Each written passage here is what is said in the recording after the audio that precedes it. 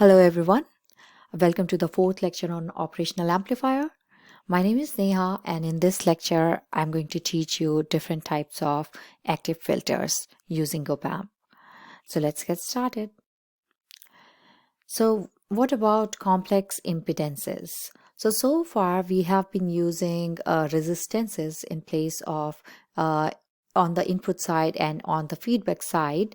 And what if we use the complex impedance, which basically consists of maybe capacitor? Then what would be the formula for that?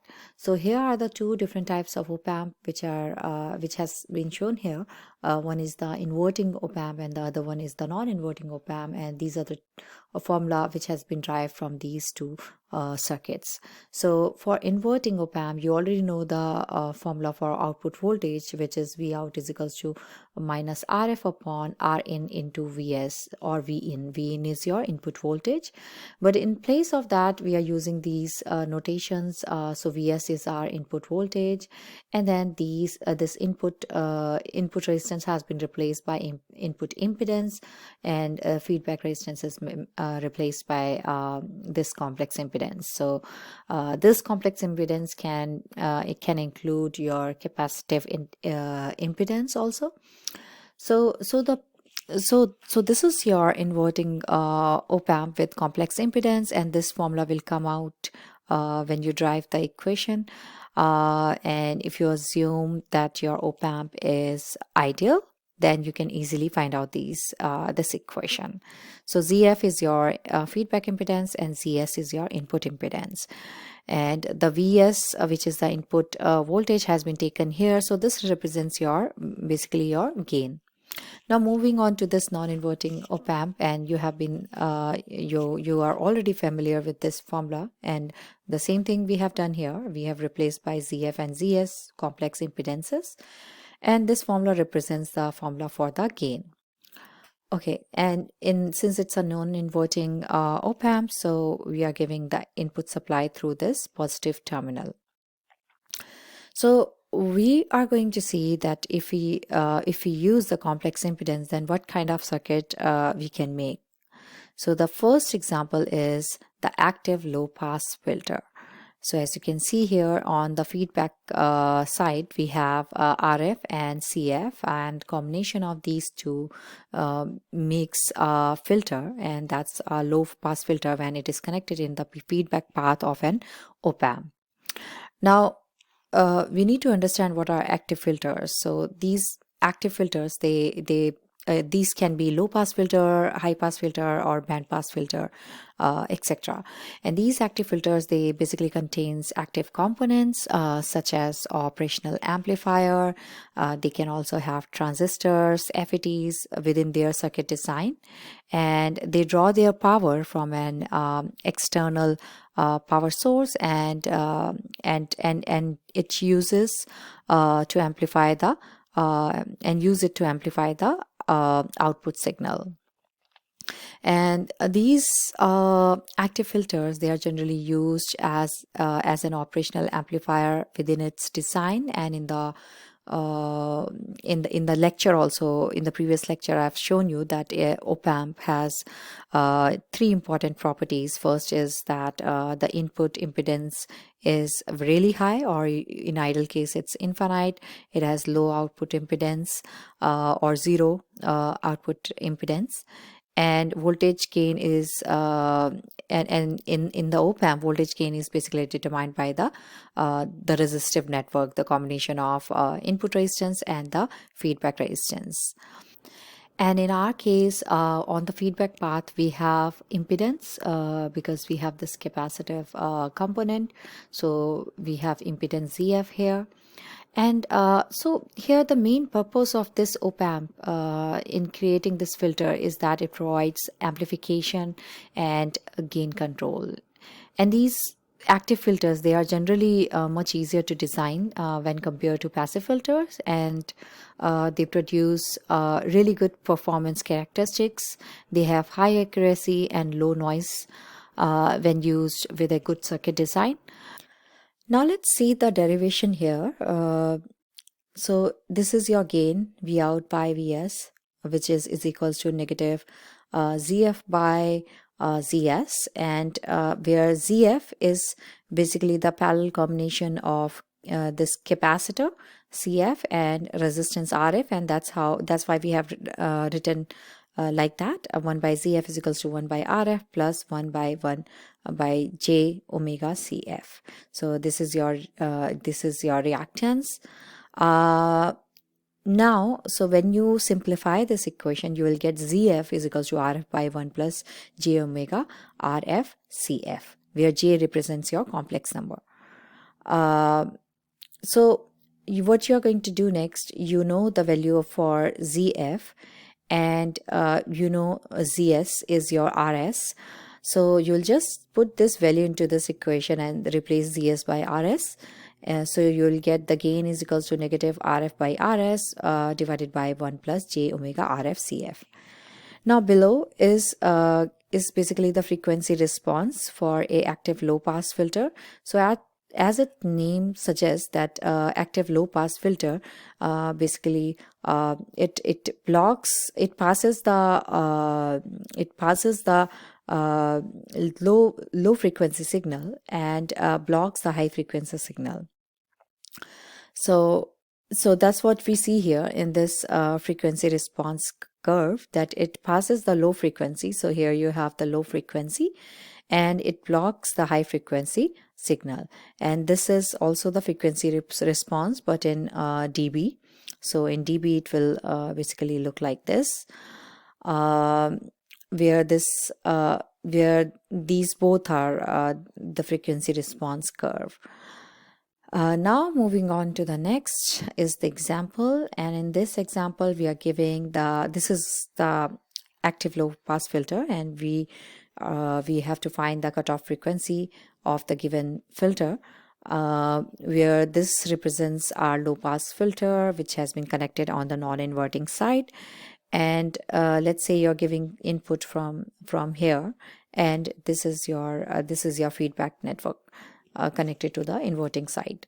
So you have to find cutoff frequency. You're given with all the resistances here. So cutoff frequency F is equals to will be the formula basically says F is equals to 1 by 2 pi RC. So that's what you're going to use. FC is equals to 1 by 2 pi RC, where R is your 10 kilo ohm, and then your capacitor is 0.1 microfarad. So that's what we have here. So cutoff frequency will approximately come around 159 hertz. And so we know the cutoff frequency. We can also calculate the gain for this particular op-amp. So let's say if you have input voltage 1 volt and 1 hertz, then if you put the value of RF is 4 kilo ohm and this is 1 kilo ohm, so that will make your 4 by 1. 1 plus 4 by 1, that means it will make it as 5. So 5 is the gain, and the gain 5 is multiplied by this 1 volt voltage. So that means at the output we're gonna get 5 volts, and that's what we see here. So this was the very simple example of a low pass filter. Now and then please note it down that in this particular case we have like the circuit is a little bit different, but its function is the same, and this RC combination represents your low pass filter. So compared to this circuit where we have put it on the inverting side, in this we are basically using this on the non-inverting side. So that's another way of representing the low pass filter. Now next we have is a high pass filter, and a active high pass filter basically attenuates the low frequencies and it passes the high frequency signals, and it consists simply of a passive filter section followed by a non-inverting operational amplifier, and the frequency response of the circuit is same as that of a passive filter, and except that in this the amplitude of the signal basically increases by the gain of an amplifier. So you can see here this is the gain, and you see here it's the frequency response the frequency response of this circuit is basically similar to the passive filter. And here you see it is 0 and it increases because that's what this active high pass filter is supposed to do. It passes the high frequency signal, and that's why you see the signal like this. And now going back to this circuit here, we have RS and CS. This forms our active high pass filter. It is connected in this way into the input path, and here is our feedback resistance. And if you have something like this combination, then that makes your high pass filter. So let's quickly see how we can find out the gain. Gain is equals to V out upon Vs, which is equals to minus ZF by Zs. ZF represents this and Zs represents this, where ZF is equals to your RF, and Zs, you will basically take the series combination of this RS and the impedance, reactance of this capacitor. So that's what we got. That's what we got here: RS plus 1 by j omega Cs. And then putting this formula into this equation, so you will get this formula where ZF here is RF, and that's what you have here, and this will go into denominator, and then negative sign here. So, and if you simplify this equation, then you will get this particular equation. All right, so now moving on to the next type of filter, and this is a band pass filter, and band pass filter basically uses the advantage of both type of filters, the high pass and the low pass filter, and then it passes a certain type of frequency, and for that this type of filter is used. And yes, you can see here that we have utilized the high pass filter here, and then this is your low pass filter. And then the gain for this particular circuit is going to be very simple. This is your ZF, this is your ZS, so it's going to be ZF upon ZS. So if you simplify, you take the parallel combination we already saw in the previous slide, and this is the series combination. So just put them, divide them, so divide the ZF by Zs, and that will give you the gain. Okay. Now next we have advantages of an active filters. So these active bandpass filters, they don't use inductors, and the reason why, because they are large, expensive, and not so widely available in a range of values as capacitors. But if you go for the higher frequency, so like in the radio frequency range, then the circuit in the circuit which radio frequency design circuits, they do use inductors. So having inductors in for that higher frequency is pretty common. And second, it says buffered high input impedance, low output impedance, and that's your the property of an ideal op-amp. So filter performance independent of source in this case, and load, source and load, and can cascade filter. So the band pass filter, it basically consists of it basically formed by cascading first order low pass and high pass filter. And if you have two first order low pass and two first order high pass filter, then that will give you fourth order band pass filter. And due to this cascading, the circuit provides a low value of quality factor. So that's your band pass filter, and here is the frequency response, because we know that in the band pass filter, it basically passes a particular frequency, and that's what we see here. Oops. So that's what we see here. It passes a particular frequency because it utilizes the application of both low pass and the high pass filter. So that's why it allows only particular band of frequencies to pass through it. So and then you can also mark it as low frequency and high frequency. So this band pass is going to be mainly between the cutoff frequency, which will be your low frequency, and the high frequency, or you can say lower cutoff frequency or higher cutoff frequency.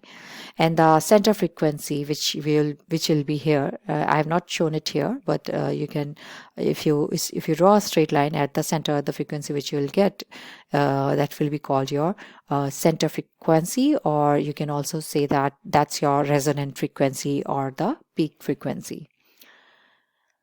Now, this is an example for a high pass filter with cutoff frequency of 5 kilohertz.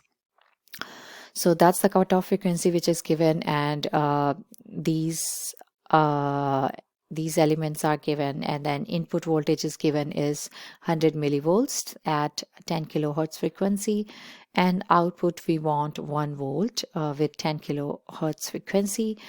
Now here you have to design the high pass filter, which means you have to choose the capacitor, resistor, and this R1 and RF in such a way that you have you get the 1 volt at the output with 100 millivolts input. So try to solve this problem on your own.